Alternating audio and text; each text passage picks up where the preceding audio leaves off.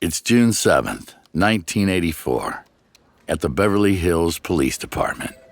Detective Leslie Zoeller swallows the last of his coffee, wipes his mustache, and strides back to his desk where his phone is ringing.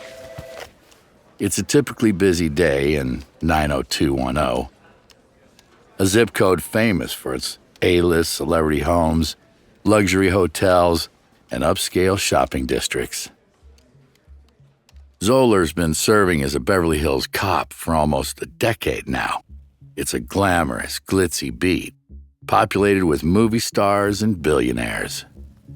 But despite this, the crimes committed here can be every bit as dark as in any other city. And the phone call he's about to answer will begin one of the most disturbing cases in Zoeller's career. On the other end of the line is a woman named Blanche Sturkey. She sounds frantic as she tells Zoeller that her employer, Mr. Ron Levin, has gone missing. Grabbing his pen, Zoeller asks for the details. Blanche tells him that Ron is a 42-year-old single man who lives alone on South Peck Drive with a small dog named Kosher.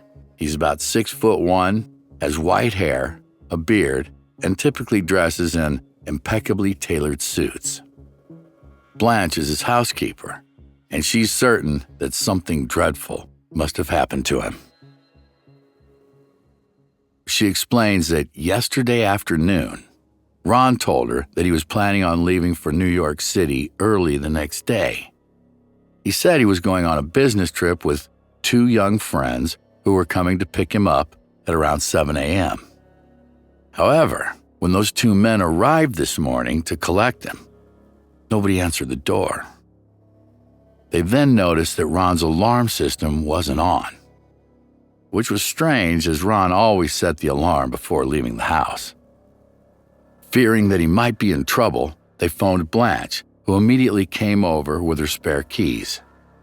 But when the three of them gained access to the property, there was no sign of Ron.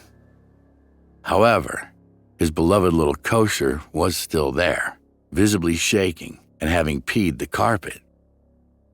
There were a number of other odd things, Blanche explains. For instance, it doesn't seem as though Ron has taken anything with him. His address book is still on the premises, and Blanche insists Ron never goes anywhere without that. Zoeller asks the housekeeper if anything seems to have been stolen from the property. She doesn't think so, despite the home boasting an impressive art collection, as well as many expensive objets d'art. Unfortunately, Zoeller tells Blanche he can't file a missing persons report for at least 48 hours. If Ron hasn't resurfaced by then, she should call back. But as soon as the call ends, Zoeller turns to the nearest computer. He's pretty sure he's heard the name Ron Levin before, probably from other cops. Running it through the system, it soon becomes apparent that Ron Levin is not just any missing person. According to his case file, Ron is currently out on bail. He has 10 counts of grand larceny against him. If convicted of these crimes, he faces a potential 8-year prison sentence. It immediately occurs to Zoeller that Levin may have skipped town ahead of his approaching trial. A fair assumption, given his impressive rap sheet. But little does Detective Zoeller know that this case is far more complex than it appears. Over the coming weeks, shocking secrets will emerge surrounding the life of Ron Levin and the dangerous company he keeps. As Zoeller tries to make sense of what's happened, he'll delve into a world of money-hungry yuppies and high-functioning con artists, people who embody the most extreme cartoonish stereotypes of Reagan-era America. It sounds like a story ripped from the pages of American Psycho by Bret Easton Ellis. But this story is true.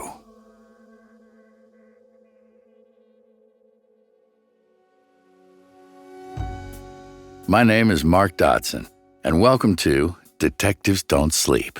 Each week, we'll shadow the world's most remarkable sleuths, real detectives who worked extraordinary cases. This week, we're following famed LA detective Leslie Zoeller as he cracks one of the biggest investigations of his career. What starts off as a simple missing persons case quickly snowballs into a tale of murder and conspiracy beyond even the most seasoned cop's wildest imagination. Solving it will take months of dedication, but that's the thing about great detectives. They're all in.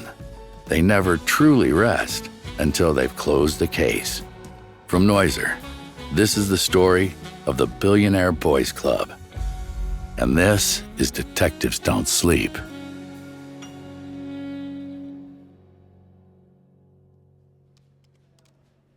Two days later, Ron's mother, Carol Levin, phoned Zoeller to say that her son is still missing. By now, Zoeller has already begun looking into the Levin case. His theory that Ron skipped town ahead of trial has evolved. It appears that the handsome businessman isn't who he appears to be. If the files and the rumors are to be believed, Ron is a con artist on a grand scale. His wealthy lifestyle based entirely on false presentation, fraudulent activities, and broken promises. Throughout his 20s and 30s, Ron set up dozens of businesses, including record companies, advertising agencies, and a mail-order firm called the Super Sex Catalog. He'd order stock and costly equipment from suppliers. But when the enterprises failed, Ron would keep it all, rarely paying back what he owed. So the lawsuits piled up and he gained a reputation as a deeply untrustworthy businessman. But recently, his methods have become even more brazen.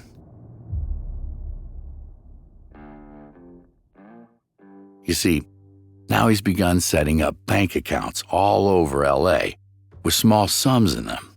He even has a Swiss bank account, though there's less than $200 in it. This hasn't stopped him writing six-figure checks. Through these fraudulent payments, he'd spoil himself with the newest designer clothes, lease beautiful sports cars, and appear to the world like a bona fide millionaire. Bizarrely, not long before he disappeared, Ron had even been accused of swindling $130,000 worth of camera equipment. Kind of odd for a guy who didn't even work in the film industry. It seems he doesn't really care how many bouncing checks he leaves in his wake, just as long as he can keep living the high life.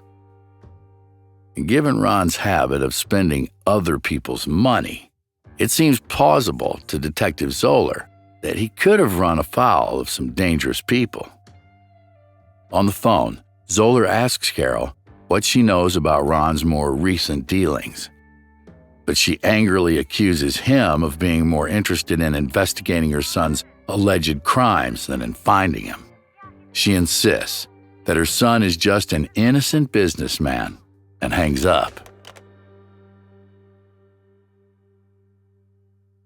Zoeller decides to interview Ron's friends and business associates. Perhaps they'll reveal more than his doting mother is prepared to. It turns out Ron's a popular guy. By all accounts, he's one of the most charming men in the city. He counts major stars like Muhammad Ali, Jack Nicholson, and Andy Warhol among his closest friends. With his wicked sense of humor, he's a fixture at society dinner parties and frequents the most exclusive night spots in town. Friends describe him as fun, loyal, and with an astonishingly high IQ of 186. And although he isn't open about his love life, most of them are sure he's gay. He certainly likes to surround himself with handsome young men. However, even those who speak of him affectionately will attest to the shadiness of his character.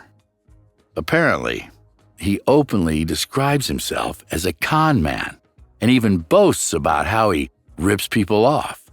He not only thrives on deception, but seems to enjoy it.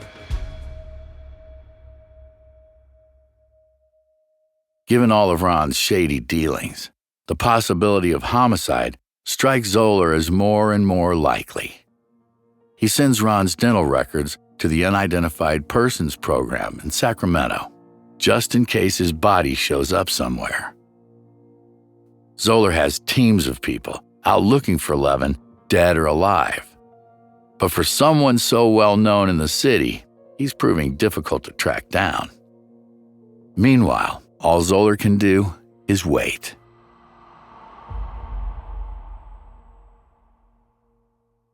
The first break in the case comes nearly 2 months into the investigation. Zoeller learns that on June 7th, 1984, the day after Ron was reported missing, someone tried to cash one of his checks for over $1.5 million. Unfortunately for the person concerned, the account had only $40 in it. Considering Ron's habit of writing out checks that he can't cash, this isn't necessarily suspicious. Apart from one thing, it was dated for June 6th, the same day that Ron went missing. So could the person who tried to cash the check be behind Ron's disappearance? Detective Zoeller decides to find out who it was and fast. Luckily, he doesn't have long to wait. In early August, Zoeller is contacted by a pair of young men through their attorney. They claim to have information about the disappearance of Ron Levin. What they tell him will take this case to a whole new level.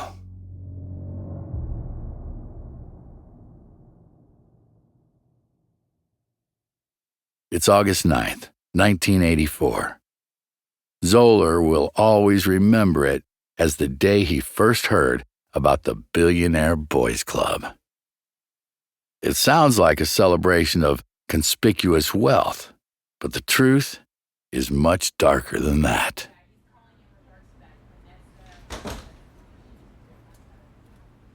Zoeller sits in a glass-walled office overlooking Beverly Hills. Seated across the table from him are Tom and Dave May, twins in their early 20s and heirs to the May Company department store fortune. The May twins are both tall, handsome, and dressed impeccably in Armani suits. High-waisted baggy trousers, double-breasted jackets, long ties tightly knotted at the top, billowing at the bottom. You know, that 80s look. With the formalities out of the way, the twins tell Zoeller all about it. All about an organization called the Billionaire Boys Club, or BBC for short, and its shocking connection to Ron Levin. They explain that the BBC was founded last year by a childhood friend who they'd first met at the Harvard School for Boys in LA. His name is Joe Hunt, although the twins explain that back when they first met him, he had been called Joe Gamsky. Apparently, he'd changed his name because he wanted people to think he was related to the Texas oil tycoons called the Hunt brothers.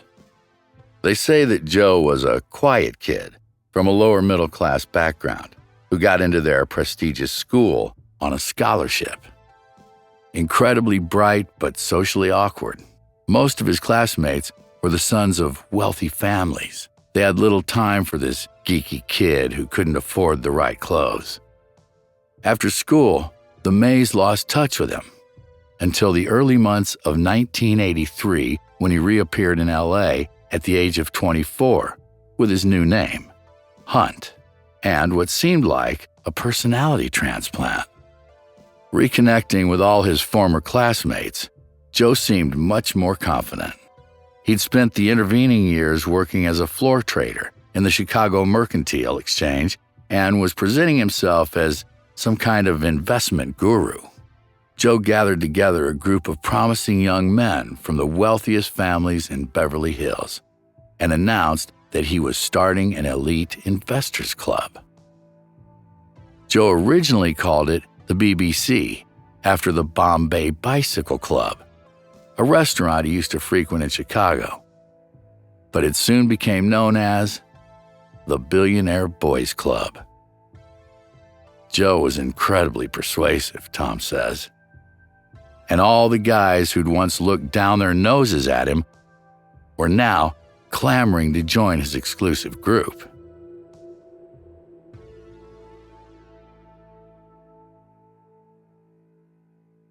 Joe wanted these privileged young people to persuade their moneyed parents and high society contacts to invest in the club.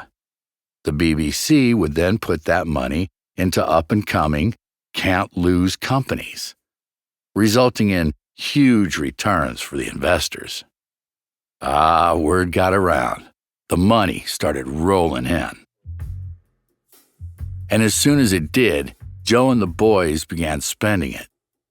Joe's attitude was that they needed to look the part if they were to gain the trust of future investors. So, they gave themselves all the trappings of success: expensive cars, pricey watches, luxury apartments. They even had a swanky office on the 5th floor of the Wells Fargo building in West Hollywood. There, Joe would regale the others with inspiring speeches. He dismissed people outside of their club as normies. He talked philosophy a lot, which really impressed the boys. For instance, Joe once asked his members if they could ever kill a man. Everyone said no. But then Joe asked, what if that man was violently attacking your mother? This time, the answer was different. Under those circumstances, yes, they would kill. This was Joe's paradox philosophy, the May twins explained to Detective Zoeller. A bad thing being a good thing under another context, the ends justifying the means. Zoeller asked the twins how the rest of the BBC took this kind of talk. Were they repelled by it? Quite the opposite. If anything, it drew many of them even closer. The BBC became like a cult. Gradually, core members would split up with girlfriends, fight with parents, and entangle themselves further with Joe and the BBC. Joe's two most faithful disciples were Dean Carney and Ben Dostey.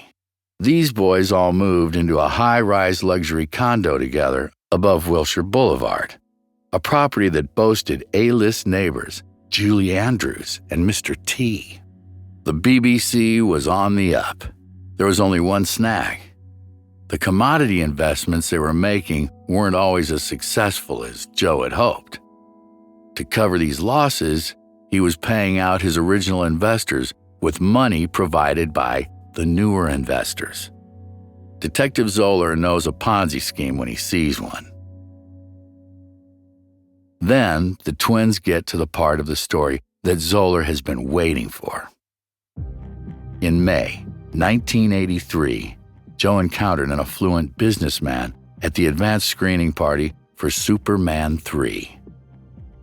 This white-bearded, well-dressed 40-something took an immediate shine to handsome Joe. Joe, in turn, was impressed by how rich the man seemed to be. They spoke for hours and became fast friends. It seemed that Joe had ensnared a potential new investor for the BBC. Zoeller asked the twins what the man's name was. After an awkward glance at his attorney, Tom confirms what Zoeller has already guessed. Ron Levin.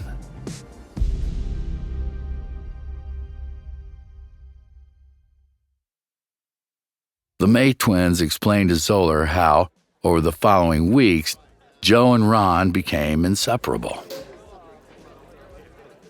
The two men regularly dined together and would discuss Joe's grand business ideas. Ron was wonderful company, and Joe would invite him to all his glitzy parties. A month after the first meeting, Levin told Joe some spectacular news. He wanted to put up $5 million for Joe to trade in the commodities market. Then they would split the profits. Ron introduced Joe to Jack Friedman, of Clayton Brokerage, with whom he'd set up the account.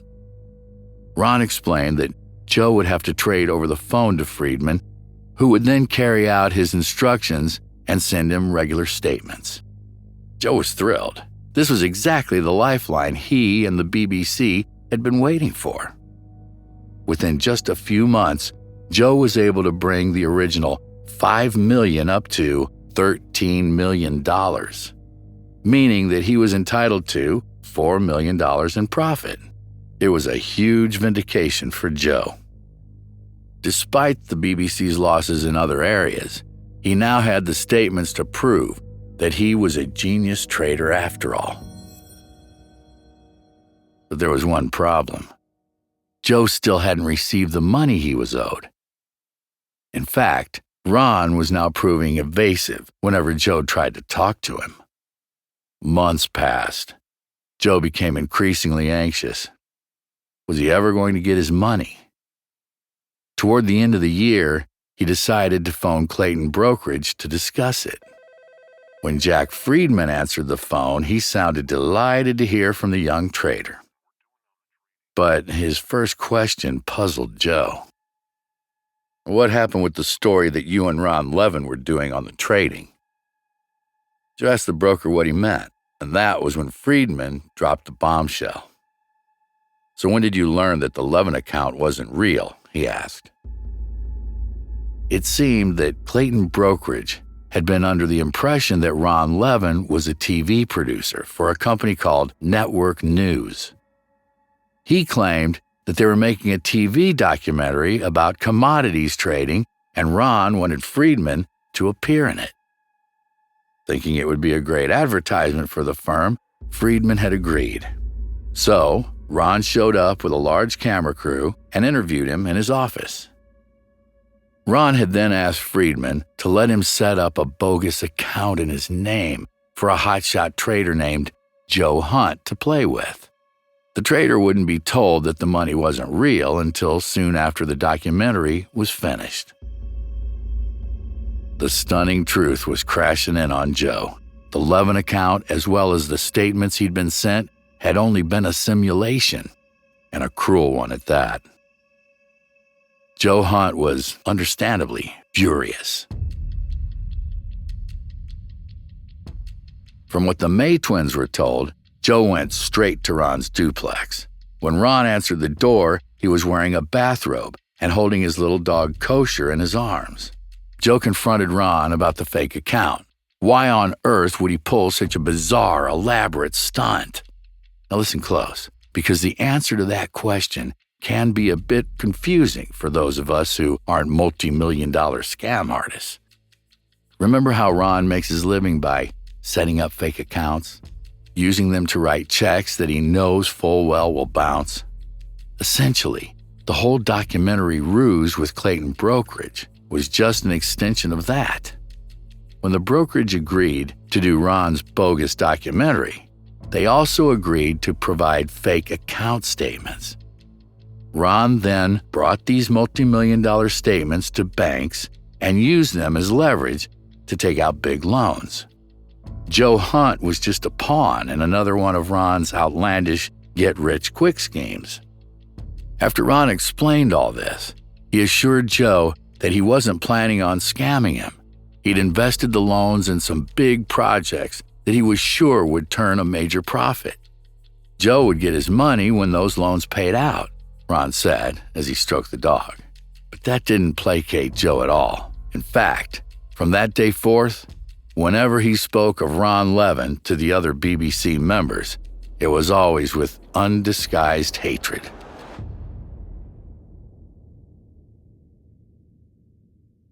So, Zoeller needs a break. His head's spinning. It's a lot to take in, right? Out the window, the sprawl of Los Angeles extends to the ocean. Countless boulevards, streets, and back streets. So easy to pick a route with a bird's eye view. But on the ground, just like working a case, so easy to take a wrong turn into a blind alley. The interview with the May twins resumes.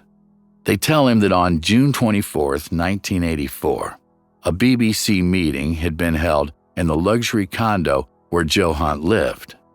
This was 2 weeks into Ron Levin's disappearance, Zoeller notes. A select group of BBC members were there, including the May twins. Also present was Jim Pittman, the BBC's intimidating head of security and a former athlete. Essentially, Jim was Joe's muscle, the twins explained to Zoeller. The room was buzzing with discontent. By now, Joe had frittered away over $900,000 of his investors' money. And considering how Levin had played him, a lot of the boys had lost faith in him as their leader. But Joe told them he had something very sensitive to announce that he hoped would regain their trust. But if anyone present feels they can't handle it, they should leave now. Nobody budged, so he continued. Jim Pittman and I knocked off Ron Levin. A horrible pause hung over the room. Then there were a few snickers. It was obvious that many of the boys thought he was just fooling around, but the May twins believed him.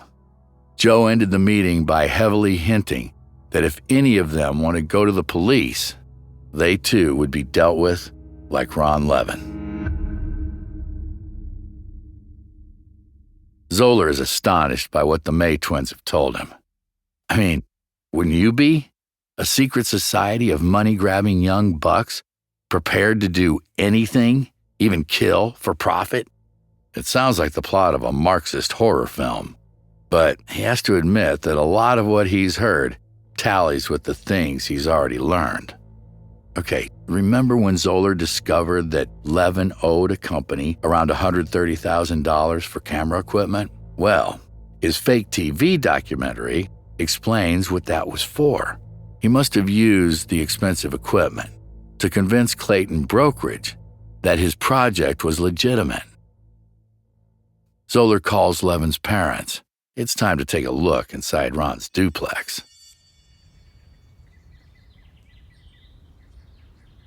On August 16th, 1 week after his explosive interview with the May twins, Detective Zoeller heads to Ron Levin's home on South Peck Drive in Beverly Hills. Removing his sunglasses, Zoeller rings the doorbell of the impressive duplex. Ron's stepfather, Martin, answers. Zoeller shows him his ID. Martin welcomes the detective into Ron's home while holding his stepson's small dog Kosher in his arms.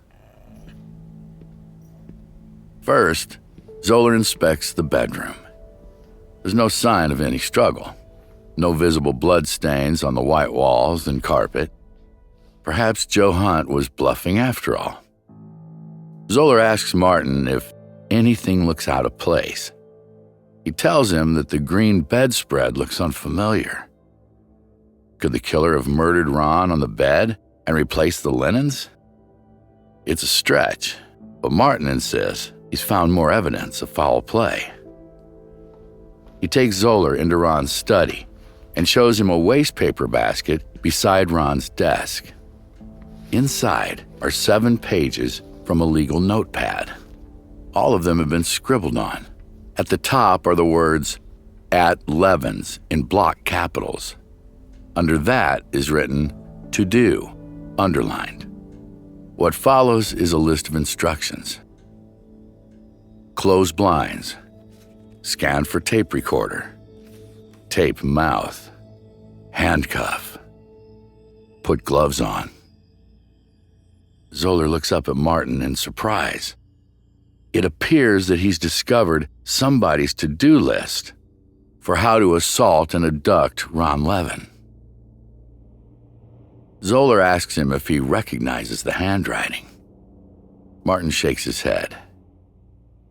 Reading on, Zoeller becomes even more intrigued. Put answering service on, the document says. Get alarm access code. Kill dog. Use corporate seal. Have Levin sign documents. Carefully, Zoeller places the papers onto the desk and tells Martin not to touch him again. He'll get forensics down here to bag them as evidence. By the time Zoeller leaves Ron's duplex, he's left behind the notion that the con man skipped town to avoid his trial date. No, this really is a murder investigation. And if the May twins were telling the truth, then Detective Zoeller already has a prime suspect in Joe Hunt.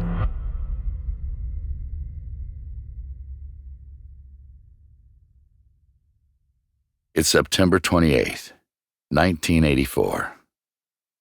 For the past month, Detective Zoeller has been doggedly investigating Joe Hunt, collecting the evidence needed to bring him in.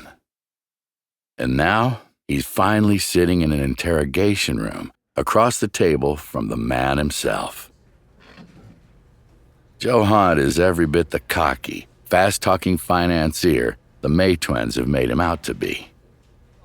He seems at ease, confident, flashing his Hollywood smile as he answers Detective Zoeller's questions. He hasn't even asked for a lawyer.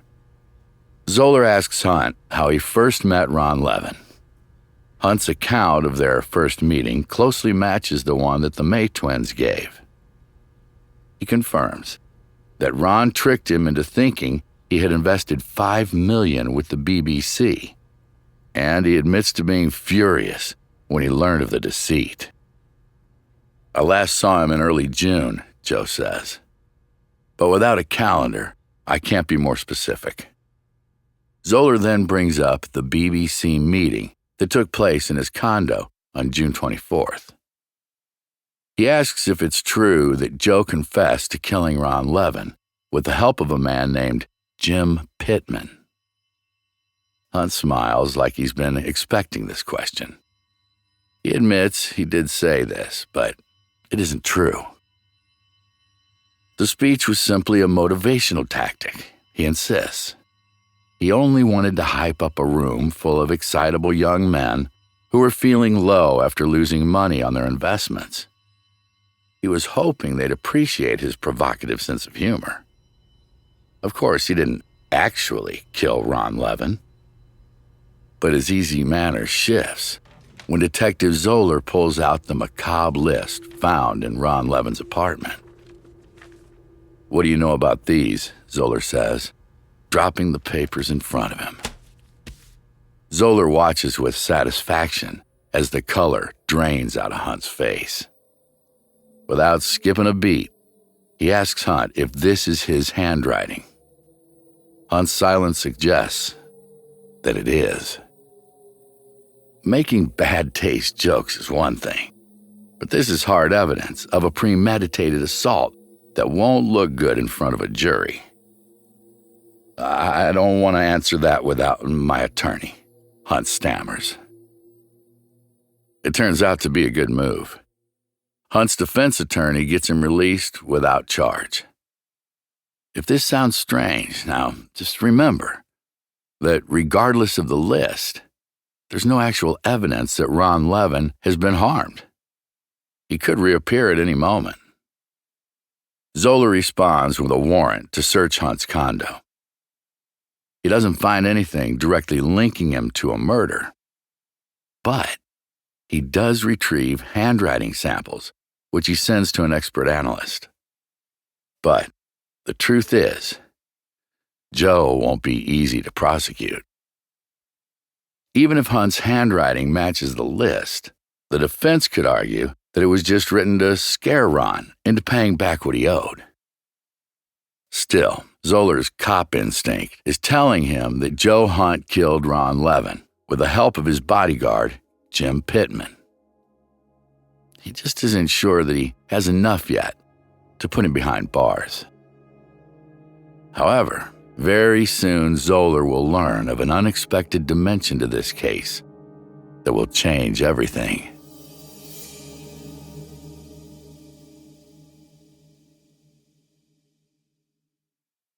Around the same time that Zoeller's investigating the Levin case, 400 miles away in San Francisco, another detective is also searching for a missing person.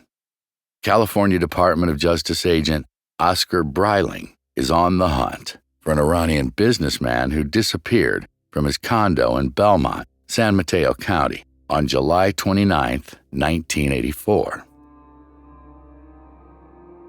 Hedayat Eslaminiya was once a high official in the Shah of Iran's government. But he fled the country when the Ayatollah Khomeini took power. As a result, Eslaminiya is hated by those in power in Tehran. So, when his girlfriend first reported his disappearance, it immediately set off alarm bells for U.S. law enforcement. Has Eslaminiya been executed by an Iranian hit squad on American soil? If so, it would be a major diplomatic incident. But by mid-October 1984, Agent Breiling begins to suspect that a very different organization is behind Eslaminiya's disappearance. You guessed it, the Billionaire Boys Club. Breiling's heard about Detective Zoeller's investigation into the disappearance of Ron Levin. You see, a name has come up in his own investigation that links the two cases. That name is Joe Hunt. Agent Breiling gives Zoeller a call to compare notes. He explains that Eslaminiya's own son, Reza, has become their primary suspect, and the Department of Justice believes that Hunt is somehow involved, and that Reza is a member of the BBC. Reza is 24 years old, and by all accounts, has a toxic relationship with his father. Apparently, the two are barely on speaking terms. And yet, on the days following Hedayat's disappearance, Reza was visiting every bank in San Mateo County, looking for accounts bearing his father's name. He had papers which supposedly granted him power of attorney over the $30 million held in his father's name. Eslaminiya's business associates told the FBI that this was suspicious for two reasons. For one thing, Hedayat didn't trust his own son, so he was hardly likely to grant him that kind of access. And secondly, Eslaminiya didn't actually have $30 million. Like Ron Levin, he was a man who grossly misrepresented his wealth, even to Reza. Eslaminiya's girlfriend told the FBI that Reza had visited her a few days before his dad vanished. He had a handsome friend with him, and together they asked if she knew where Hedayat kept his money. She replied that she had no idea. But during their short chat, Reza referred to his father in the past tense, which made her uncomfortable. Was he assuming that Hedayat was already dead? When the FBI asked her who the handsome friend was, she told him that Reza introduced him as my associate Joe Hunt. Zoeller is stunned to hear this. It's starting to look like Joe Hunt is involved in the disappearance of not one, but two men. Is the BBC targeting people they think are rich and then abducting them to gain control of their money? Are Ron Levin and Hedayat Eslaminiya still alive somewhere? Or have they been murdered? And is Joe Hunt's influence so powerful that he can convince a son to murder his own father? So far, the only evidence Detective Zoeller has against Joe Hunt is circumstantial. What he needs is proof, evidence that definitively links him to the suspected murders of Ron Levin and Hedayat Eslaminiya. As luck would have it, Zoeller gets the report back from the handwriting expert in October, not long after his conversation with Agent Breiling. The expert confirms that the to-do list found in Ron's office was indeed written by Joe Hunt. Now Detective Zoeller has enough to arrest him. On October 22, 1984, Hunt is charged with murder, special circumstances, in the death of Ron Levin and brought into custody. This time, Detective Zoeller is determined to make it stick. But to do that, he'll need more members of the BBC to come forward and testify against their former leader, Joe Hunt. Men like Dean Carney, Joe's right-hand man. Zoeller serves Carney with a subpoena. To his surprise, he discovers that Dean is no longer under the BBC's spell. In fact, he agrees to tell the police everything in exchange for immunity. It's the biggest breakthrough of the case so far.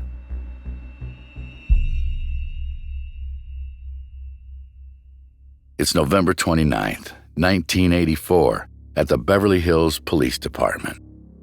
Dean Carney sits in an interrogation room next to his attorney. Zoeller is struck by how terrified the young man looks, and it's perhaps not just the police that have got him scared. Dean was Joe Hunt's closest friend in the BBC.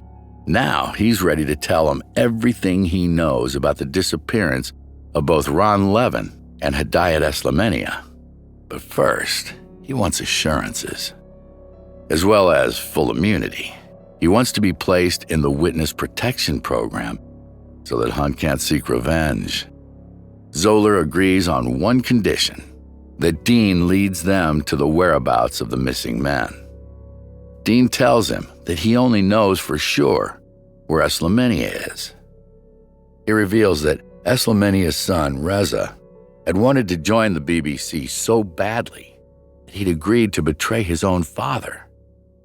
He told Joe and Dean that if they staged an abduction, everyone would blame the Iranian government. Then they could force Hedayat to sign over his supposed $30 million fortune to Reza, who would in turn help the BBC out of their financial problems. Dean explains how Joe Hunt and another BBC member named Ben Dosty went to Eslamenia's home disguised as UPS men. There, they assaulted him and forced him into a large box which they drove to another location. The plan, Dean says, was to torture Eslamenia into signing over his fortune. But it had been a disaster. By the time they arrived at their destination, their victim was dead, suffocated in transit. Dean tells investigators that they then decided to dispose of the body. Without skipping a beat, Detective Zoeller orders him to take them to the remains.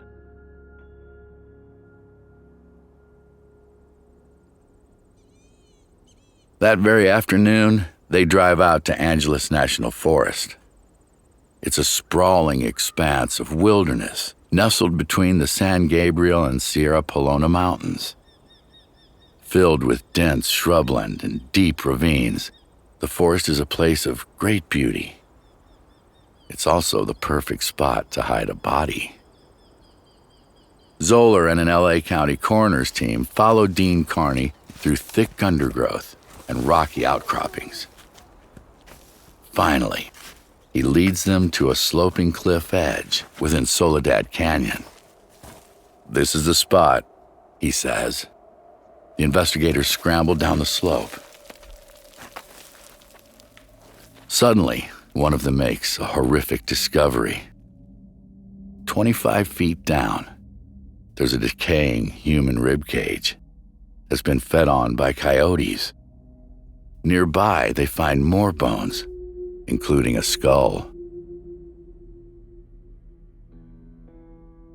Tests will reveal that these are indeed the remains of missing millionaire Hedayat Eslamenia. Detective Zoeller now has a strong case against Joe Hunt for the murder of Eslamenia. But the question still remains: where is Ron Levin? According to Dean's testimony, Ron Levin was killed on the 6th of June, 1984.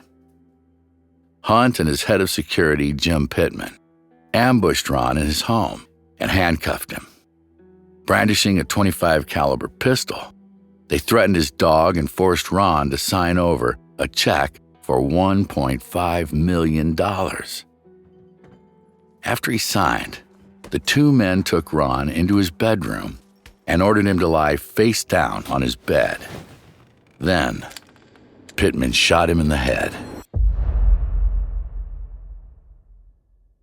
Dean explains how the killers wrapped Levin's body in a thick comforter, which helped to bandage the head wound before the blood could seep out. Hunt and Pittman carried Levin's body to their car and transported him to Soledad Canyon. They threw him into an open grave that they dug earlier. But before burying him, they repeatedly fired into his body with their shotgun to make identification impossible. They'd supposedly laughed while doing it. Zoeller wonders if the jury will buy Dean's story. No trace of an unmarked grave can be found in Soledad Canyon, nor any of Levin's remains. To verify Dean's account, they'll need to rely on forensic evidence that the murder really did take place in Levin's house. But when forensic teams searched Ron's bedroom for traces of blood, they found nothing. Zoeller knows that without a body or any forensic evidence against him, there's a strong chance that Joe Hunt might be found innocent at his trial. But the detective has done all he can. Now, Joe Hunt's fate rests in the hands of a jury. It's February 2nd, 1987, at the Santa Monica Courthouse, L.A. 3 years after Ron Levin went missing, Joe Hunt is finally on trial for his murder. His trial for the kidnapping and murder of Hidayat Eslamenia is scheduled for a later date. It's one of the most publicized court cases in recent memory. Joe seems like such an unlikely killer that it's captured the public's imagination. There's even an upcoming NBC miniseries based on these events, with The Breakfast Club star Judd Nelson playing Joe. However, aside from the incriminating to-do list, there's little physical evidence for the prosecution to work with. No weapon, no bloodstains, no eyewitnesses, and, crucially, no body. As the defense reminds the jury, Ron Levin could still reappear. The defense even manages to produce some witnesses who claim to have seen Ron working as a gas station attendant in Tucson, Arizona. At this point in the trial, it looks like things might be going Joe's way. But all that changes on March 17th, when his former friend Dean Carney takes the stand. Avoiding eye contact with the accused, Dean tells the jury that after learning that Ron had tricked him, Joe openly said, "I'm going to kill Ron Levin one day." He proceeds to tell how Ron's death had been premeditated and that Dean himself had been charged with providing an alibi for it. With Joe's girlfriend and another BBC member, Dean had gone to see a movie that night and had purchased a ticket for Joe. A stillness descends over the court as Dean relates how, on the following day, Joe had laughed about shooting up Ron's body before burying it in an undisclosed location. As soon as Dean's testimony is over, he's taken into the Federal Witness Protection Program for his own safety. He will never see his family again. However, his testimony has the required impact. On April 22nd, 1987, 2.5 months after the trial began, the verdict is returned. They find Joe Hunt guilty of murder in the first degree. He's ultimately sentenced to life imprisonment without the possibility of parole. 5 years into his sentence in 1992, Joe Hunt is again brought to trial for the Eslamenia murder. This time, the prosecution has a lot more to go on. First-hand witness testimony from Hunt's alleged accomplice, Dean Carney, and, of course, a body to prove it. Plus, Joe Hunt has made the utterly bizarre decision to defend himself, despite the fact that he has no formal legal training whatsoever. During his testimony, Hunt doesn't deny participating in the kidnapping of Eslamenia, but he does claim that it was Carney who killed him. The trial lasts a staggering 9 months, and, shockingly, it ends up in a hung jury. Incredible, right? How is this even possible, given all the evidence the prosecution had against him? Well, here's how it went. In spite of his lack of legal training, Joe Hunt put on a masterful performance in the courtroom. He made a very convincing argument and appeared sympathetic. As we said, he's charismatic, he's likable. Several jurors were so convinced by Joe that they offered to help him prove his innocence if the case gets retried. But, in another incredible turn of events, the prosecution drops the charges against him in 1993, perhaps fearing another mistrial. This is a true testament to Joe Hunt's magnetism. The very same magnetism that persuaded some of the country's richest and most powerful people to invest millions of dollars in the BBC. To this day, he remains the only person in San Mateo County legal history to defend himself in a capital murder case and not receive the death penalty.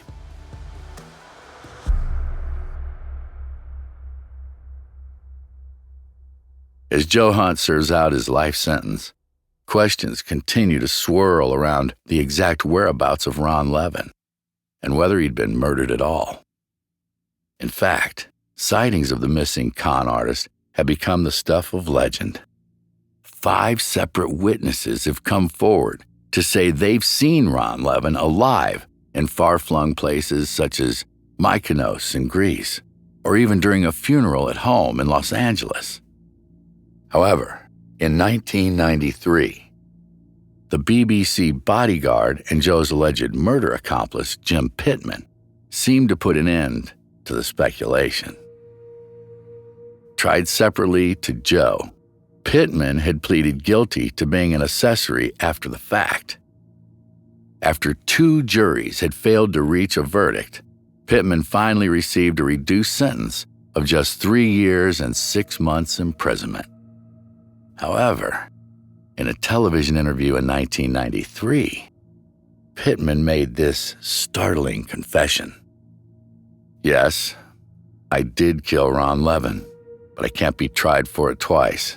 It would be like double jeopardy." For many, this extraordinary comment puts an end to any rumors that Ron Levin might still be out there somewhere. As of 2023, Joe Hunt remains incarcerated for Ron Levin's murder. He continues to strongly campaign for his release.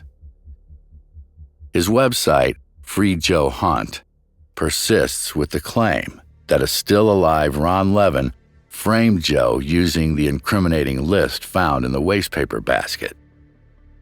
Hunt seems to enjoy a cult-like following, even from inside prison. However, there's at least one man who never doubted that Joe Hunt was guilty of the crime he was charged with.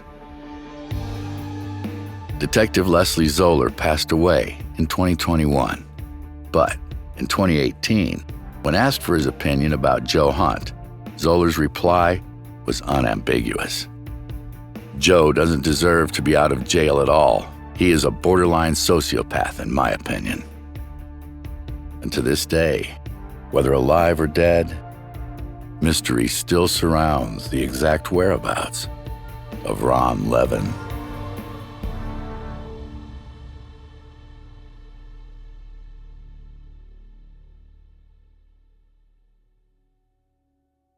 Next time on Detectives Don't Sleep. We're in Chicago. The year, 1913. The Windy City's first female detective, Alice Clement, gets called out to the slums to investigate the death of a young woman. At first glance, it looks like the girl died of typhoid fever, a tragic but all too common ending for Chicago's impoverished population. But Detective Clement has a hunch that there's more to the story, especially when she spies a dulcimer, an expensive stringed instrument, perched in the corner of the victim's squalid apartment. Taking out her magnifying glass, she sees something incredible. The strings have been poisoned. But who would go to so much trouble to kill some poor girl? Answering that question will take everything Detective Clement's got. She'll go undercover and use her incredible powers of deduction to unmask a killer hiding in plain sight. It's a case that will take the nation by storm, solidifying Alice Clement's reputation as one of America's greatest sleuths.